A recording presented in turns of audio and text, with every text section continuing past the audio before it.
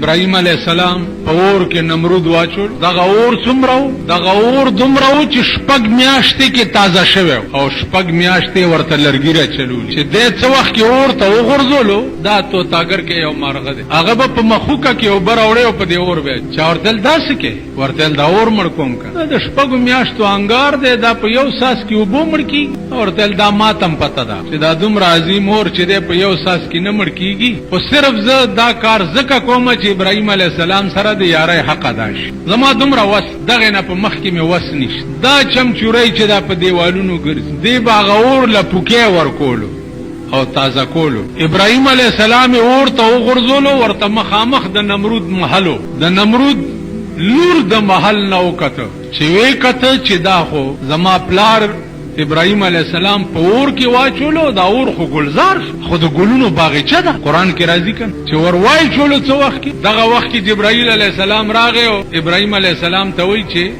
مدد درکم امداد درکم. ابراهيم عليه السلام ورته نه ویلو دغه وخت کې زما غزه تر صحیح کیږي چې ستانه کیږي. او ورته له جبرائیل نمرود څوک دی چې ما په اور کې واچي چې چا چولې مارا ته ګوري هغه پويګو امداد پوي ا چولې چایم هغه چولې چې هغه چولم اپويګو کار په دور ټوپ کړي څنګه د پټال کېنولو چې ورټوپ ټال مال نشتا ټال نشتا ز په خپل ورټو دې ته وای متوکل علی الله. ډاکټر اقبال وای بے خطر کود پڑا آتش نمرود میں عشق عقل تھی محو تماشائے لبے بام. بے اختیار ور ټوپ کړو د نمرود ورته عقل لا سوچ کولو چې ټوپ کم کا ټوپ نکم او شکول نه نمرود څه شه دې چې تا په اور کې واچي چې څوک دی اچي اپويګو کار پويګو ور وې دنګ